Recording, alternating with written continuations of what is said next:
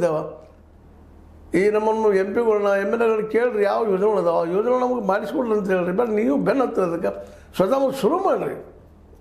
ಕೊಡೋಣ ಆಗ್ತಂದ್ರೆ ನನ್ನಂದಾದರೆ ಒಂದು 70% ನಿಮ್ಮ ಸಮಸ್ಯೆ ಸಾಲೋ ಬೆಳಿತೀರಿ, ಸಾಕಷ್ಟು ಬೆಳೀತಾ ಇದ್ದೀರಿ. ಮುಂದಿನ 2-3 ತಿಂಗಳು ದುಡಿಲಾರದ ಆಹಾರದಿಂದ ಬದುಕುವಷ್ಟು ಗಳಿಸಿಟ್ಟಿದ್ರಿ ಆಹಾರ.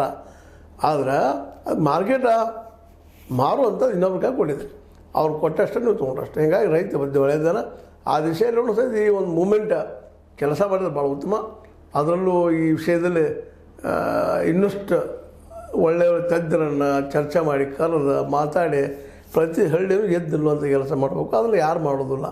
ಯಾಕಂದರೆ ವ್ಯಾಪಾರಿಗಳು ಯಾಕೆ ಮಾಡ್ತಾರೆ ಇದನ್ನು, ಬಂಡವಾಳಶಾಹಿಗಳು ಯಾಕೆ ಮಾಡ್ತಾರೆ, ಕಾರ್ಪೊರೇಟ್ಗಳು ಯಾಕೆ ಮಾಡ್ತಾರೆ? ಈ ಕಾರ್ಪೊರೇಟ್ ನೋಡಿರಿ ಅದಾಳಿ ನನಗೆ ಗೋಡಾನ ಕಟ್ಕೊಳಕ್ಕೆ ಕೂಡ ಹಿಡಿದವ. ನಮ್ಮ ಬ್ಯಾಂಕ್ದಾಗ ದುಡ್ಡು ನಮ್ಮದ ರೀ, ಸಾಲ ತೊಗೊಂಡಿದ್ದು ನಮ್ಮ ಸಾಲಕ್ಕೆ ಒಮ್ಮೆ ಆಗೈತೆ. ನಮ್ಮ ರೈತ ಸಾಲ ಮನ್ನಾ ಸೋನಿಯಾ ಗಾಂಧಿ ಕಾಲಕ್ಕೆ ಬೇವಪ್ ಮಾಡಿದ್ರು ರೈತರದ. ಉಳಿದವ್ರು ಯಾರು ಹಂಗೆ ಹೆಸರಿಗೆ ಏನೋ ಕೊಟ್ಟಂಗೆ ಮಾಡಿ ಬಿಟ್ಟಂಗೆ ಮಾಡಿ ನಾವು ಮಾಡಿದ್ದು ಅಂತ ಹೇಳ್ತಾರೆ. ಅದು ಯಾಕೆ ರೀ, ನೀವು ಅಧಿಕಾರ ತೋರಲ್ಲ ಅದನ್ನು. ಆ ದಿಶೆಯಲ್ಲಿ ತ್ಯಾಗ ಮಾಡಿರಿ.